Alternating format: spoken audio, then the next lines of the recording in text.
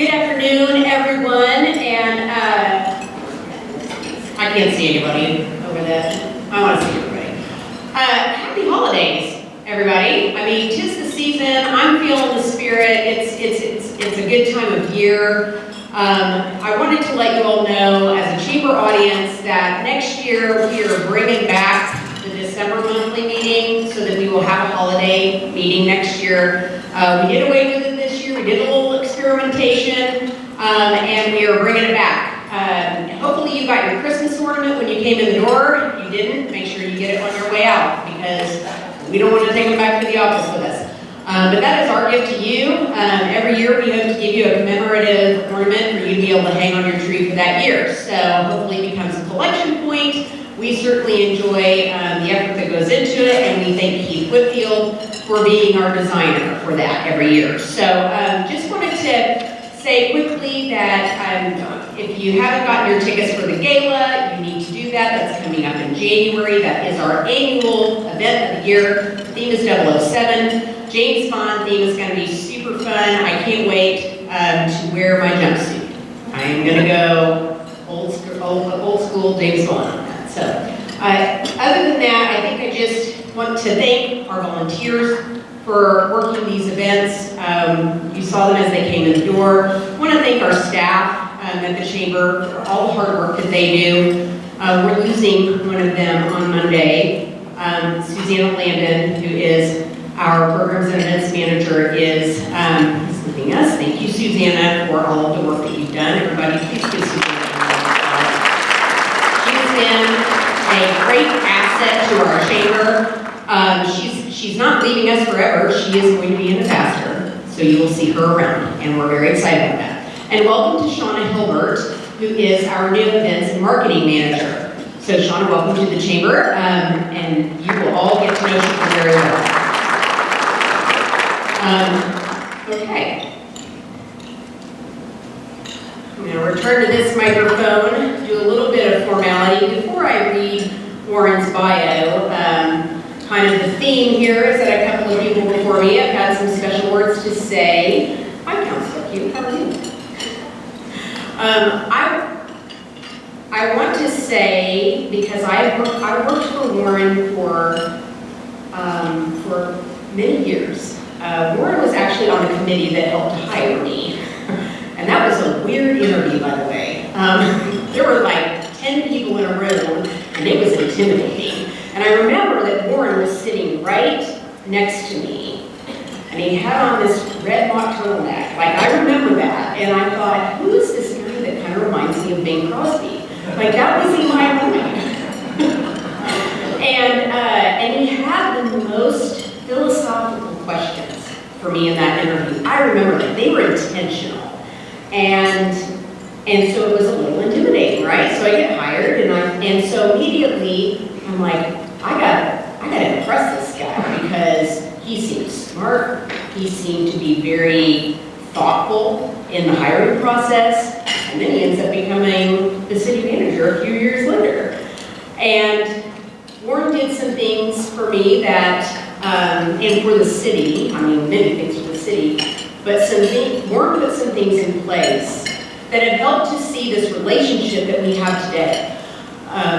Warren is, if it weren't for Warren's leadership, we wouldn't have done the Economic Development Strategic Plan in 2018. If it weren't for Warren's leadership and assistance in coaching and mentoring, I wouldn't have been able to get my Certified Economic Developers certification. If it weren't for Warren's leadership and mentoring and coaching, I wouldn't have been able to get a master's degree in public administration. If it weren't for Warren, we would not have the relationship between the city and the chamber that we have today with a contract for economic development services. He took some risk, but it was because he felt very strongly that that relationship is what our community needs to move forward.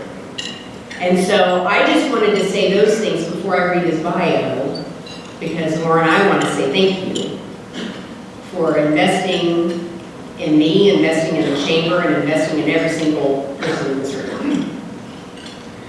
Warren began working for the city of Owasso in 1993 at the start of the Bailey Ranch Golf Club. In 1999, he left Owasso and served as the general manager for Paco Ridge Golf Club in New Mexico, before returning to the city of Owasso to serve as the director of Parks and Golf in 2007. Warren became an assistant city manager in 2009 and accepted the position of city manager in 2014, following 8 months in an interim role. Warren graduated from Norman High School. He completed a bachelor's degree in communication from Cameron University and received an Oklahoma Secondary Schools teaching certificate. He's completed 70 hours of graduate work at the Southern Baptist Theological Seminary. He and his wife Nina have recently welcomed, this was last year, sorry, you've got a third grandson right now, have recently welcomed their third grandson. Warren, we are very excited to hear from you today. Everyone, please give a warm welcome to Warren.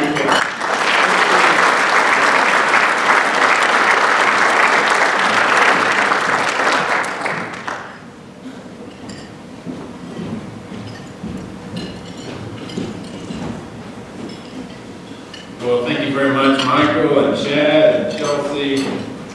Y'all trying to make me cry right at the start. I kid a little bit, but when you get older, you get a little bit more emotional about certain things, and I don't think there's any landmines in this message, so I'll try to spare you any emotionalism. But thank you for being here. Thank you for your allowing me to serve all these years. This is my 11th State of the City. By anyone's calculation, we've been doing this for 10 plus years. Got some special guests today. My wife of 42 years, my supporter, my partner, the love of my life, the mother of my 2 children. One of them is here. Kara Lindley is sitting right next to her. Kara, give a wave. You'll want to meet Kara and Nina if you haven't done that before. But on behalf of all of us, thank you for your support and allowing me to serve in this way. So today, a little bit of a format change. In front of you, there's you can pick up a project status report. That points you to all places that you need to go to find out about the city projects that you might be interested in checking out. So there's some QR codes on the back. Please avail yourself of that. And that will save us some time today, because we're going to do a 10-year look back. And we're not going to cover every year by any means, and I'm going to try to fit into that 10-year look back at the state of the city, where we are today. But that look back will kind of help us, give us the high-level overview that we want. There's some key words and quotes and concepts that we want to look at. I think it'll be good to review. I think very few of you will remember very many slides, except for Julie Stevens. Is Julie Stevens still here? She's back there. Raise your hand, Julie. She will remember the slides because she has built every slide that I've ever presented in any presentation with the city. To my calculation, probably over 1,000 slides. Now, we're not going to cover all those today, but we're going to do a lot, and we're going to do it quickly. And if you miss something or you want some quote, then it's on the city's website, and we'll get to it. So, you might recall this quote from a couple of years ago, 2021. We lose interest and give up when we have no vision, no encouragement, no improvement. So we all need some vision, we all need some encouragement, and we all need some improvement. So where we are today and where we've come from in the last 10 years, we're going to try to kind of put it in this context. But for a moment, I'm going to go back and tell you a quick story about perspective, very quick. I got my hair cut about 2 weeks ago for this event, actually. And we don't call them barbers anymore. It was a local establishment, but she was a stylist, a young woman, very nice young woman. I always ask, are you from Owasso? Oftentimes they'll say, no, I live in Broken Arrow somewhere. But this young woman was from Owasso. How long have you been here? Been here my whole life. Graduated from Owasso High School? Yes, I did. Wonderful. So she says, a lot has changed in Owasso in the last 10 years. And I said, oh yeah, it has. She said, what do you do? So I said, well, it's kind of a loaded question. I said, well, I was a golf professional for 25 years, but for the last 10 years, I've been the city manager of Owasso. Owasso, and she said, wow, that must be a really tough job. And of course, you know, our nature, yeah, I have a tough job. I do big things. And then she said, golf is a really hard game. She knew that golf was a really hard game. So a little bit about perspective. So the context of our needs. How many of you have heard of Abraham Maslow's hierarchy of needs? A lot of you.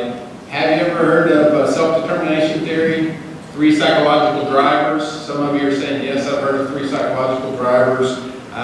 So I'm saying here in this slide that we have a need for vision, encouragement, and improvement. The 3 psychological needs that you run into often in literature are autonomy, belongingness, and purpose. Or you might hear autonomy, relatedness, and competence. So those 3 kind of fit together with vision, encouragement, and improvement. Because when we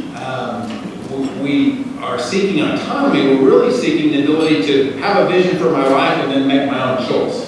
We all want to make our own choices. And when we need and seek encouragement, we of course need to be related and belonging to a group. We need to be around other people. We need to be in a relationship. And when we seek improvement in our lives, we all want to improve. It doesn't matter whether you play golf or bowling or you knit. You want to get better and better at what we do.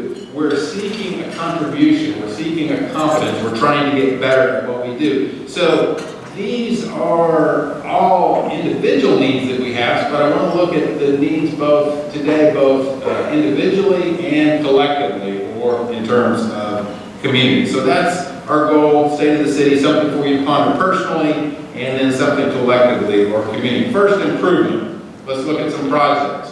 These are simply the projects, the major, or the bigger, some smaller projects that have occurred over the last 10 years. And there's a date in the lower right-hand corner, but 2013 sports park improvements.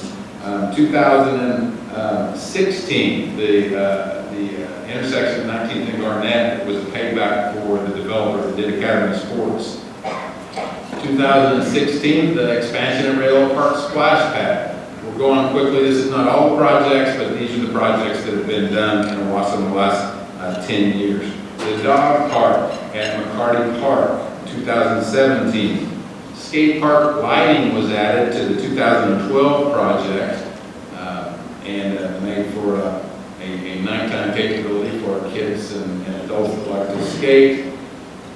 City Hall Road Lake Road relocation happened in 2017. With the building and purchase of the building and the renovation, was about a $4.6 million project.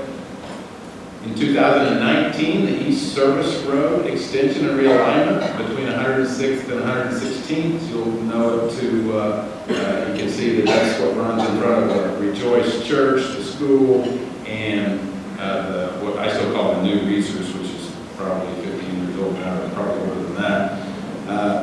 And then in 2019, you had the old City Hall turned into the police headquarters. We renovated everything to utilize that. These were great improvements that were 20, 30, 40, 50-year solutions for city infrastructure. Also in 2019, we completed the Fire Station number 4 and Public Safety Training Center. This was the biggest capital project to date that the city had ever done at the time, $16.8 million. 2020, Red Bud Festival Park, about a $2.5 million project. Beautiful project, great gathering place downtown. The Elm Creek Park renovation, playground, improvement of the path, tree removal, erosion control happened in 2021. Bailey Ranch Golf Club renovations in 2021, also about $820,000 for new greens, irrigation, tee box improvements, and clubhouse improvements. 76th Street widening, this was a big deal that we waited on a long, long time, and it finally happened. Our part was about $4.6 million, and that was part of that's the city's part of a surface transportation program funding a $10+ million project. Not very long ago that happened, and then these 2 intersections occurred also, or were completed in 2021, about $5 million worth of intersection improvements. 2021 also, the 116th Street widening from 129th to 169. Garnett widening in 2022. Fantastic Island renovation in 2023. Prior to that, the 5K Heart Healthy Trail and Stormwater Detention Pond. Working with the Corps of Engineers there on a $3.6 million regional detention project. The trail was only $325,000. And then also 116th and Garnett intersection. Just yesterday, we cut a ribbon. The chamber helped us out, and we opened the 24/7 recycle center expansion project, great little project. And just wrapping up the largest capital improvement project the city's ever done, hopefully the last major capital project, $24.5 million wastewater treatment plant upgrade. Also happening right now, a multi-purpose building at our police OPD firing range and a shoot house. Great additions for our police department training. And in design, public works facility. 10 years ago, this was kind of a stretch goal. I thought if we could ever get to the point of breaking ground on a new public works facility that we did need 10 years ago, that would be the coolest thing. I'm just so excited that I think we're going to be able to break ground by the time that I leave. This is an exciting project. Now, we'll talk about it in a moment, but we've experienced a lot of inflation. Everybody's pretty aware of that.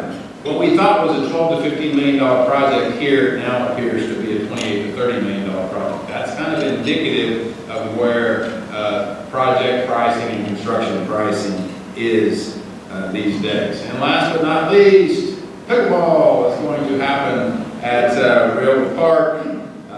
So those are, some of the major improvement projects. That doesn't include the private investment of people like St. Francis and St. John that have built new hospital facilities here in Owasso, and numerous other investments, some of them by the people, many of them by the people sitting in this room. So going back to 2013, get ready for this high-level overview. We're going to go quickly, but you're smarter than I am, so you can listen quick, I know. But this is a slide I shared in 2018, but these were the three jobs or the three goals that I felt like faced the city in 2018. This is what we needed to do. We needed to build trust. Trust in government was at an all-time low in 2013, not just here, but other places. Next, we needed to secure funding. We were at the lower end of sales tax collection rates in the state. Certainly, the whole Tulsa area was well below Oklahoma City, and in Owasso, we were low. And then property tax is another. We'll talk about property tax in a moment. And then that last goal is kind of everything else. Create a sustainable quality of life, a sustainable culture within the city organization and within the city of Owasso. So let's look at where we are today on a couple of those goals. You've seen this slide before. Sales tax collection is up, property tax is down. Again, a little bit more in a moment, but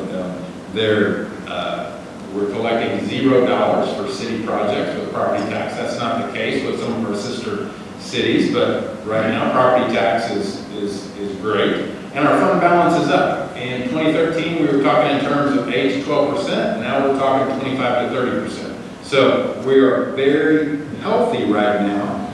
But as you know, inflation creeps up, and that's eating at our fund balance to some degree. And the economic outlook right now, depending on who you're listening to, is you're either cautiously optimistic or cautiously pessimistic, depending on what your goals are and what your source is. Back to that property tax question. I want to help out my successor here a little bit.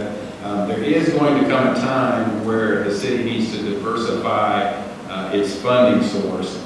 You can see there the millage, and I don't even know if this is up to date. Tulsa may be closer to 25 mils, Broken Arrow 16 to 18 mils.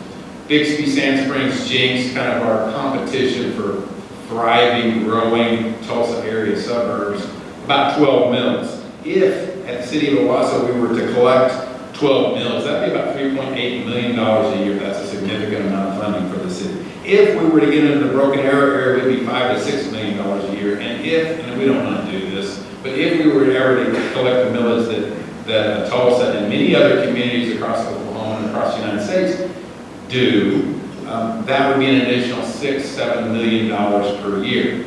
You see there we're at zero. I never miss an opportunity to give you the good news and the bad news about property tax. The good news is, hey, you're not paying the property tax for city projects.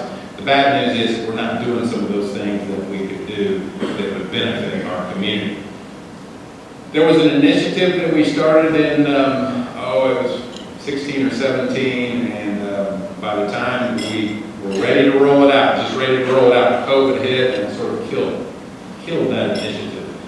So we were looking at trying to start with 4, 5, 6 mills, and that didn't happen. Here's where your property tax goes now. Great places: Tulsa County Government, Tulsa Tech, this facility, TCC, and Owasso K through 12 education generally utilizes about 2/3 of property tax over the years. On the subject of building trust, a theologian actually said, a guy named John Calvin said in the 16th century, he's a French reformer, he said that nothing more certainly invites slanderous attacks than to be handling public money. So when you handle public money, you want to do it well. You want to do it above board. For the 7th year in a row, the city has received the Certificate of Achievement for Excellence in Financial Reporting from the Government Finance Officers Association of America. In the certificate, it reads that this award shows a demonstration of constructive spirit of full disclosure to clearly communicate the city's financial story. Goes on to say the Certificate of Achievement is the highest form of recognition in the area of governmental accounting. So this is something we're really proud of, the 7th year in a row. Congratulations to our finance department that continues to do a great job, and hopefully we'll continue to endear confidence in you and the citizens. So that's a quick look at projects and finances, infrastructure, and funding. Let's go back to 2013. If you were here, you might remember a couple of these slides, you might not, but it was really a job interview for me. I was the interim city manager, and I kind of knew how I came across. I wasn't in any way a known entity, just like today. I wasn't a real known entity, but in coming out of a little bit of some conflict, a lot of special interests within the city, a lot of things happening. So this was a job interview. The question, based on the book Good to Great, many of you have read, how can a good city become a great community? So our focus was on community. Community from the Latin word communis, which means common, together, shared by all. A place where people have a sense of common identity, values, characteristics. And as this slide implies, when you have it pretty good, it takes purposeful commitment to become great. How can we become a great community? Share this slide. Say the city is good, but the state of the community will be what we make it. It's still the same today, but we contrasted city and community in that first year and said the city is where I live, and it's easy to sell for good for where I live, but the community is a place that I want to live. The community is a place that I call home. I'm proud to be there. So we differentiated there. We have it pretty good in Owasso, both then and now. We looked at many other aspects of the state of the city and going from good to great, but we introduced this concept that I'm going to just give you a little glimpse of today, the seeds of greatness. We closed with 25 or 30 examples of seeds of greatness that had made Owasso what it is today. So I'm just going to look at a few. I picked a few out of the middle, and here's one that you recognize. The seed of greatness was planted in 1970 when Owasso High School baseball coach Melvin Spencer's state championship catcher Larry Turner caught a vision and a passion that led to 14 state titles and arguably the most successful and dominant Oklahoma high school big school athletic program in history. A seed was planted in the late 80s when a vision for excellence and commitment to education of the Owasso City ad valorem funding to Owasso Public Schools until all school students were out of prefabricated buildings and into proper classrooms. A seed of greatness was planted in 1989 when Owasso Public Schools hired David Gorham to be the director of bands, resulting in countless honors, awards, and competition wins to include representation of Owasso, Oklahoma in the Macy's Thanksgiving Day Parade. 6, I think a record, 6 Rose Bowl parades, and the 2014 St. Patrick's Day Parade in Dublin, Ireland.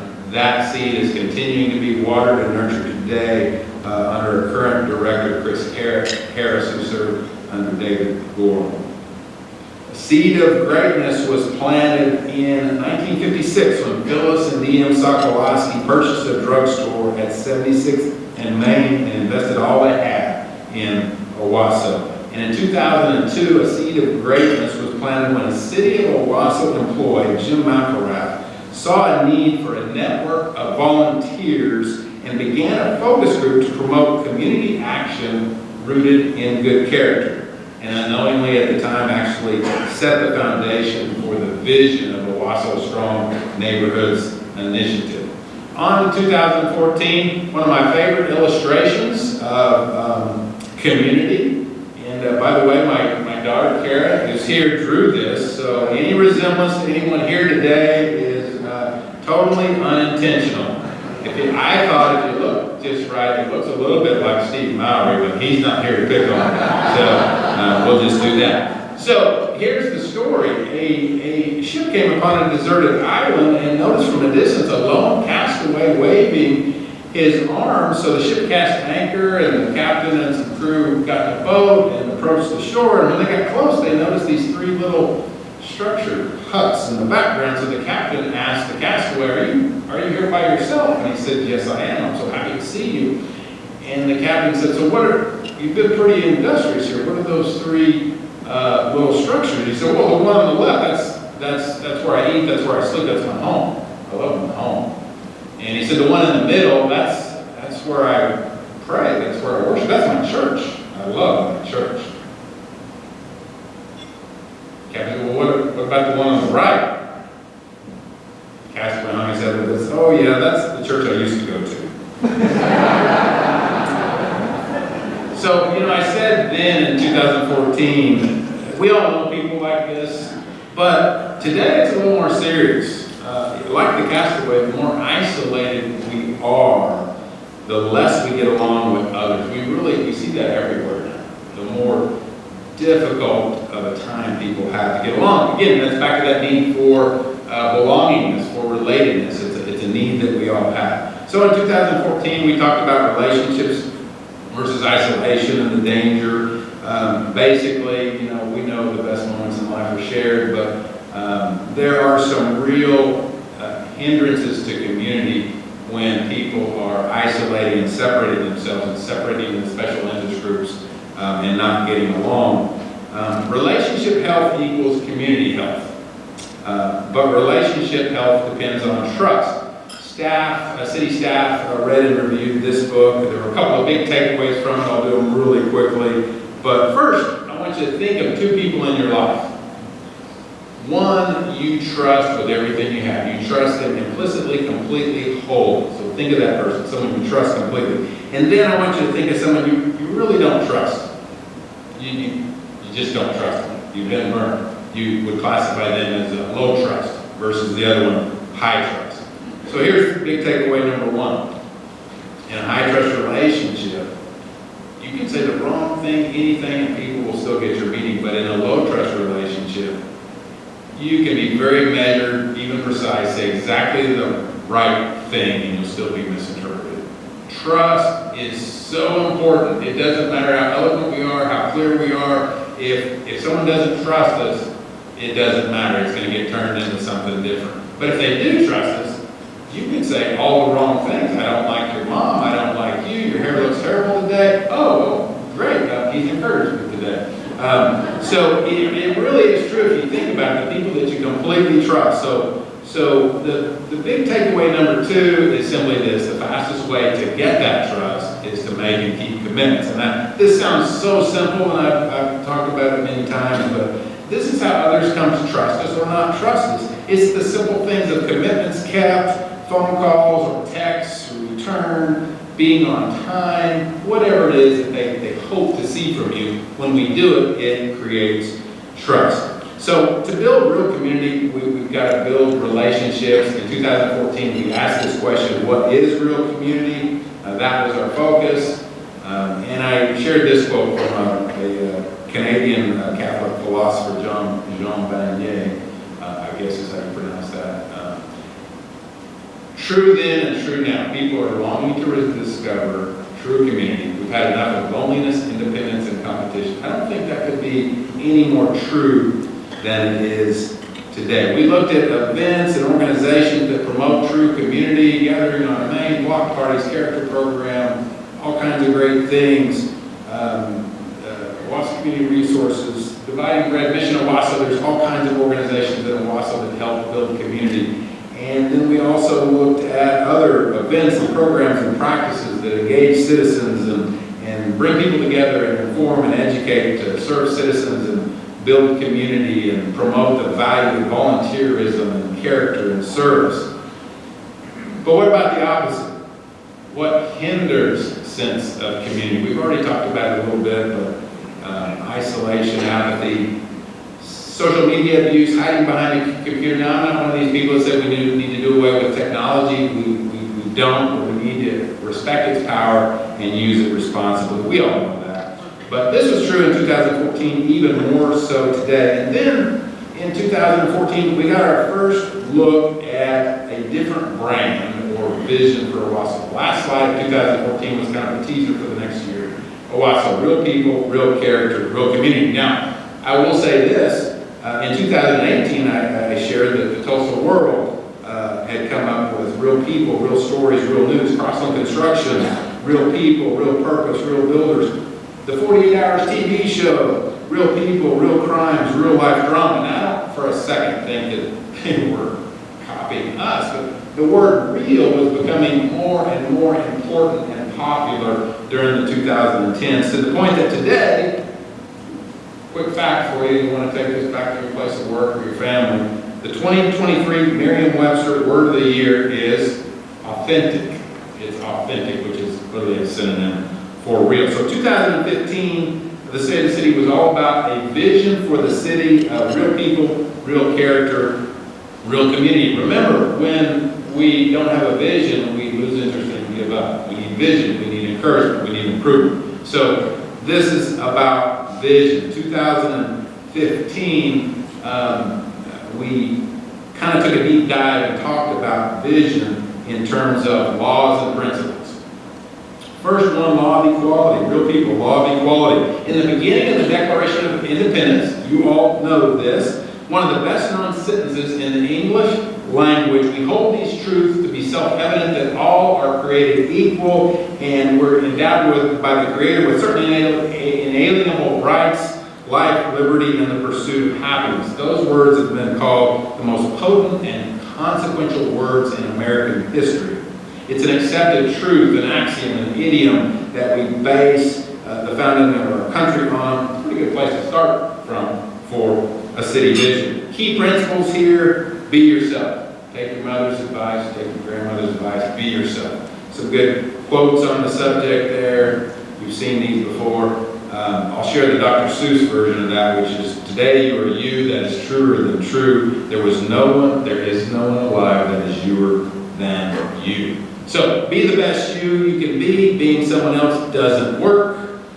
Real people with respect for individuality of self and others leads to real character. Law of relationship. We're designed to be with other people. Covered that pretty thoroughly so far. Had a friend once tell me it's all about relationships. He was right. I'm not going into the story, but I finally come to believe that he's exactly right. It's all about relationships. Character is tested. Those principles there, character is tested and exemplified in caring and in relationship with others, communication and reconciliation. When we relate with others, we don't always agree, and it requires flexibility, tolerance, forgiveness. There's going to have to be reconciliation at some point if we're going to stay together and keep moving forward. So that's a principle of real relationships. Two great quotes. Joseph Priestley was a 18th century English professor, chemist, scientist, somebody who was a contemporary of Ben Franklin and John Adams and Alexander Hamilton and George Washington, had a tremendous influence on this country. But he said something that was true then. I don't know how prophetic he meant to be, but it is very true today. The more elaborate our means of communication, the less we communicate. And then I really like the Billy Graham quote, we got to not cut ourselves off from the people with whom we disagree. We ought to talk to them. He probably said this in 1960. We ought to talk to them, try to understand their point of view, and let them understand our point of view. There should never be this terrible division in which we don't even speak to each other. And I would hold that that's truer today than it was then, because we have more of that polarization that leads to that type of a situation. So this is cumulative. Real people with real character leads to real community, and real community, law of unity. There is no community without unity. We're all very different, so we have a unity in diversity. And then the principles, real people with real character work together to solve problems and serve others. I'm holding a little editorial clipping from 2015, written by Yolanda Charney, one of the matriarchs of our community. And she wrote an article called Cooperation and Compromise Are Not Dirty Words. And she referenced the Macy's Bloomingdale's Fulfillment Center and quoted Terry Lundgren, the Macy's CEO. And Terry Lundgren said, "You all work together so incredibly collaboratively. It's really quite unique. That doesn't happen in every state, in every community. It just doesn't. You should feel very good about that. That's why we are here." So great point, great statement. Personal fulfillment, collaboration service. Personal fulfillment is really found only in selflessly serving others. I'm not going to read all of these quotes, but I would tell you this. I believe we're designed to serve others, and that's the only place we're going to find fulfillment. But countless admired historical figures have a goal like this. I have dozens of them. Here's someone. There's a president and the King of England and a Nobel Prize winner, and you know about Gandhi and Jesus. Almost everyone who's been highly admired and successful in history has a goal like this. You have to mind them out a little bit, but they're all there. You know, Schweitzer, the purpose of human life is to serve and to show compassion and the will to help others. So that's kind of how the vision closes out. That's it. And this is not all, when we talk about service, I'm not talking about just public service. This is a calling to serve your family, a calling to serve your customers, a calling to serve your clients and other citizens. Anyone in need, we're all called to some sort of service, and that's how we are fulfilled. So that's the vision, who we are, who we can be, what makes it what's unique, what sets us apart. And in 2016, guess what? We reviewed it, covered it again. We kind of focused on collaboration and service, and I'll end with, in that year, with one of my favorite quotes.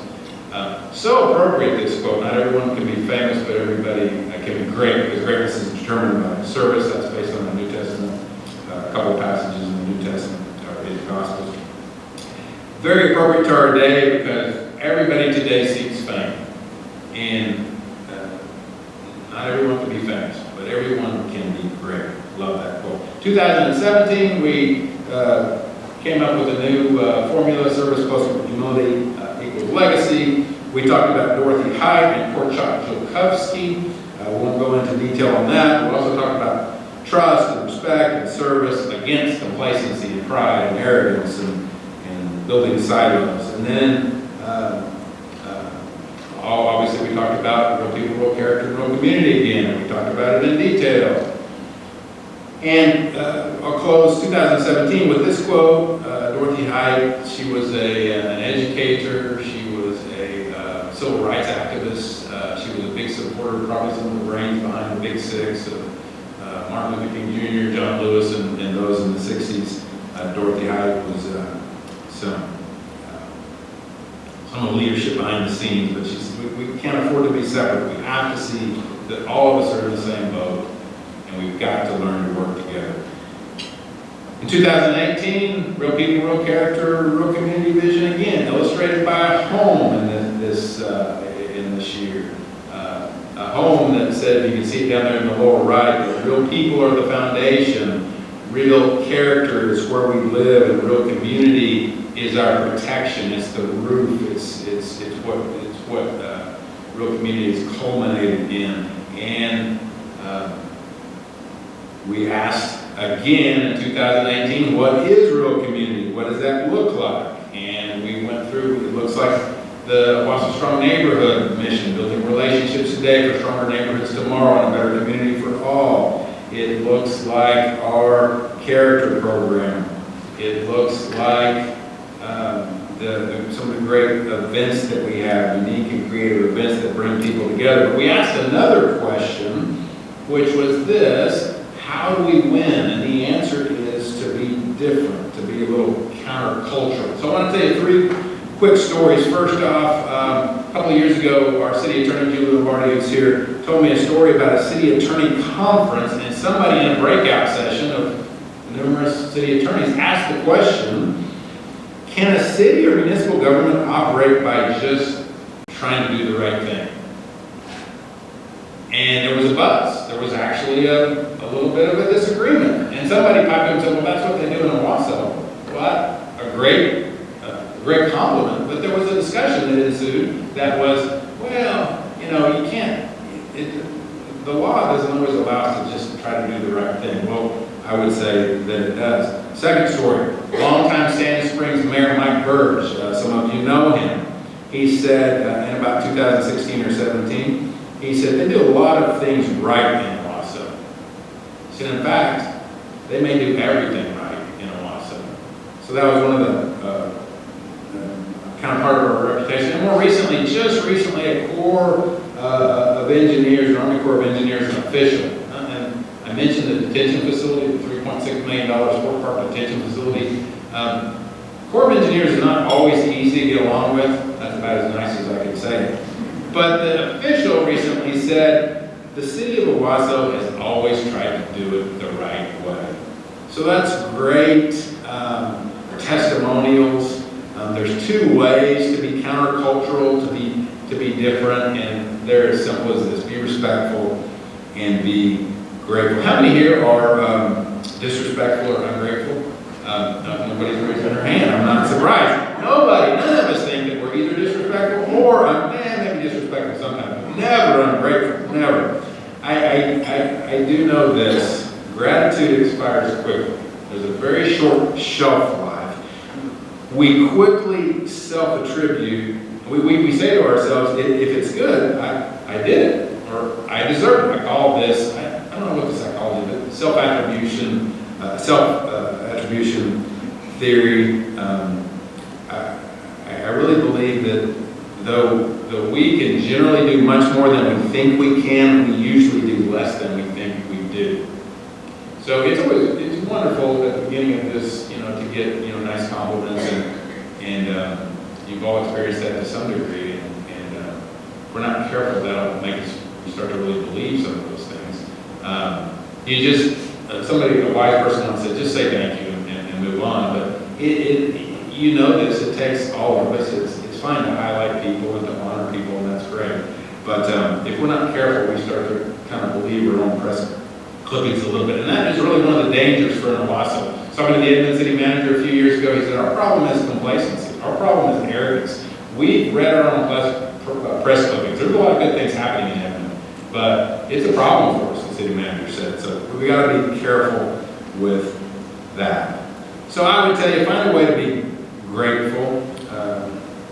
Whether that's write a note, make a phone call, Google it. There's a million ways to be grateful. Journal it, but thank your mom, your dad, your teacher, your coach, your mentor, your friend. Gratefulness is very important. Count your blessings. But that first one there, lack of respectfulness is a major threat to real people, real character, real community. Real community is a non-starter without respectfulness.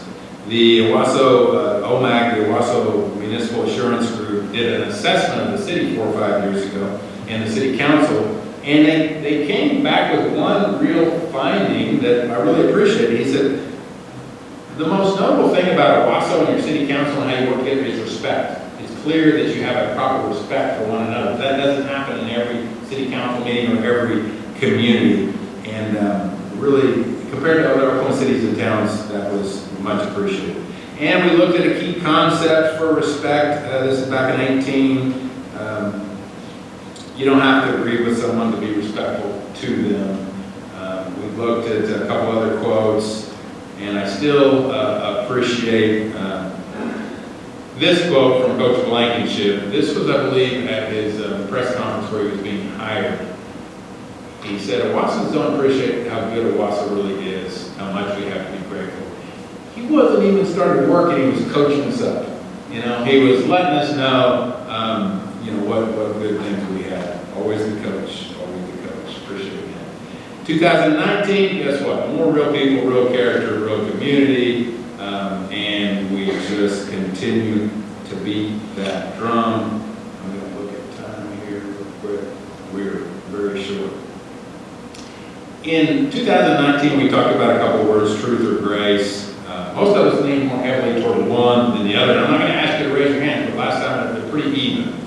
You probably know whether you lean toward truth or grace, but here's what you might want to consider. In today's day, truth to the extreme, if you lean that way, is seen as rigid, harsh, judgmental, self-righteous. But I would take it a step further and say you may even be seen as old school, bigoted, stuck in your ways, immovable, a waste of time or breath, not worth the effort if you are too much leaning toward truth.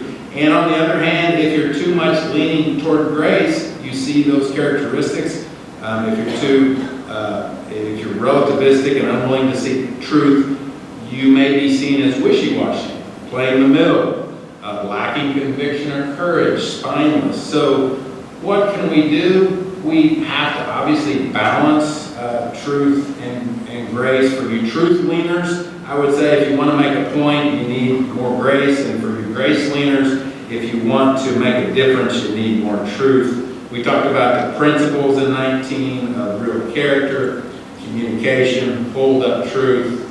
We all need the kind truth at times. We all need to be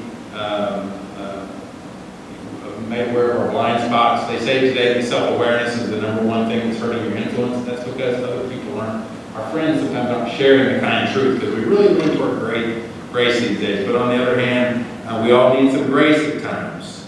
We need some second and third chances. We talked about threats to real community. Grace without truth, your truth or my truth, is really no truth. Unforgiveness, no grace. No grace is no forgiveness, no reconciliation, no progress, no unity.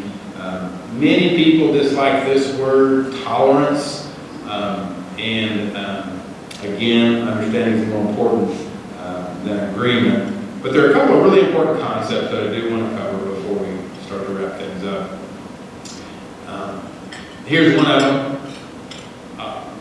You can read. There's a big difference between acceptance of a person and approval of their beliefs. We all think differently. You don't have to agree with someone to respect them or even love them, but many different beliefs. This is really the bottom line. From Tim Keller, tolerance isn't about not having beliefs, it's about how your beliefs lead you to treat the people that disagree with you.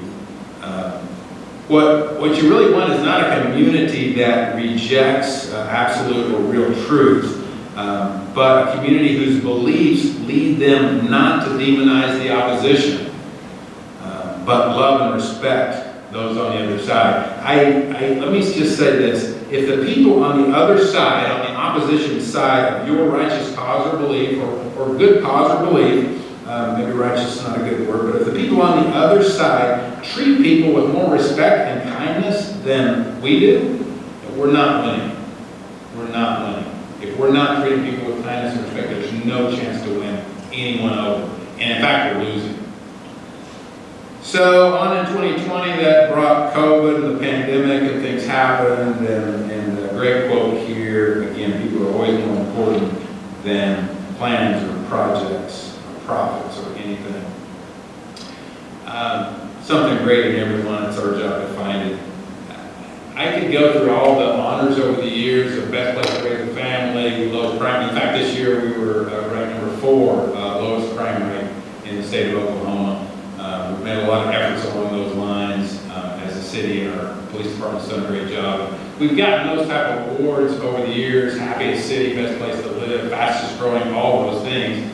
But what I want to do right now is have our city staff and our counselors. I know we've got at least Counselor Dunn here, and are there any other counselors here? Counselor Lewis here. I know Alvin Berger was out of town. Counselor Goldberg.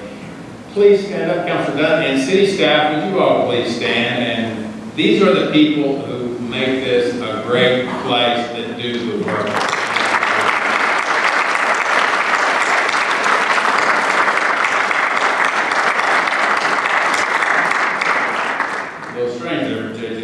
Stand up as a city employee. So let's wrap this up, and then I'm sorry I'm taking a little bit more of your time. If you need to leave, certainly go, but let's finish this.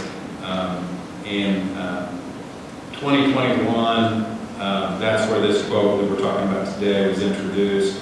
And of course, we talked through vision and looked at that again. City also staff reviewed this great book, The Infinite Game by Simon Sinek, the foremost leadership and business author of our time.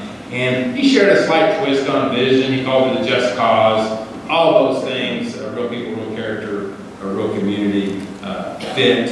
So this is very encouraging.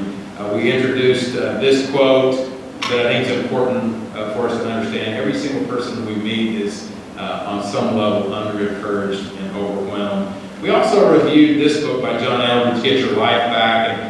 And Eldridge, coming out of the pandemic, it just happened to be timing. And the copyright on this book came out in January 2020. His timing was perfect. But Everyday Practice for a World God Man, I'm not going to talk about those 3, but I am going to talk about the first one, benevolent detachment.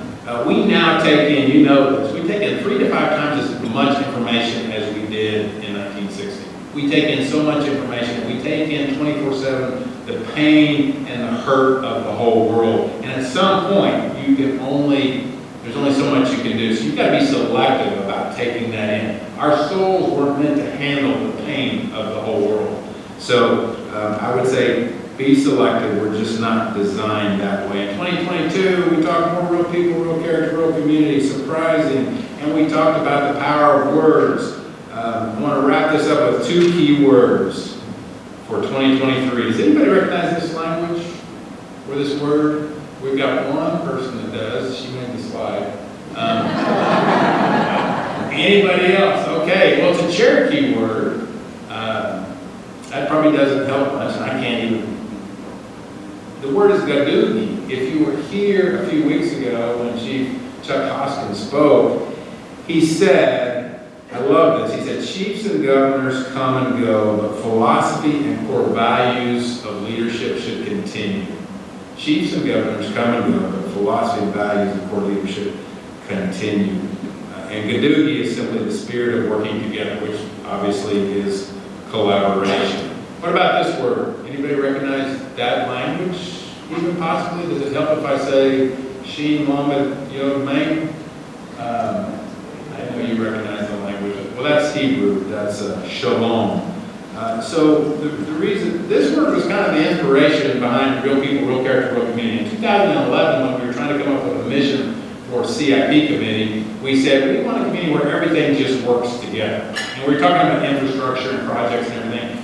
But we carried that further and said, this is really what real people, real character, real community is. It's shalom. It's a place where we translated peace. It's better, really, harmony is probably a better word for it. But it's a place where relationships are right. And people work together collaboratively and serve one another selflessly. That's what shalom is. Do a study on it sometimes. Quickly looking back, what's new, all of these great things as they come up. Obviously, the St. John and Compass Rehab Hospital is huge. The St. Francis Foreign Clinic are 2 huge investments. Thank you, St. Francis and St. John. And then coming soon, some more cool things. So, wrap this up. We've been painting a vision for 10 years. A vision for Owasso to be different than most communities. And I think we are in a lot of ways. Real people, real character is it's a vision, it's a just cause that we can embrace. We use words like respect and character, truth and grace, unity and service, forgiveness and reconciliation. So I ask you, what's your part to play? What role will you play? What seeds are you planting, watering, nurturing? And I know you are. There's many that have been planted. But I can tell you, seeds of discontent, the weeds of life, will always be a challenge in today's world. So let me give you one way to stay positive. You've seen this model before: toss, donate, keep. Let's throw out trash talk. Let's share kindly truth and grace, and let's hold on to vision and faith. You're familiar with this model. A couple of tips there for your New Year's resolution, maybe. And it wouldn't be right if I didn't close this out with by sharing a few more great quotes. So there you go. I've kept you late. We don't really have time for questions. Catch me afterward. I'll answer all the questions you want. And then I'm going to close with this. But before I do that, Dallas Willard, the longtime University of Southern California, I know that's kind of a dirty word, but University of Southern California philosophy professor said, the human soul is made for blessing, and it withers without it. So I'm going to leave you with this. May the road rise to meet you. May the wind be always at your back. May the sun shine warm upon your face. The rains fall soft upon your fields. And until, I was warned, the professor that does this to the classes, if I get choked up every year, I got this idea from a college professor. But until we meet again, may God hold you in the palm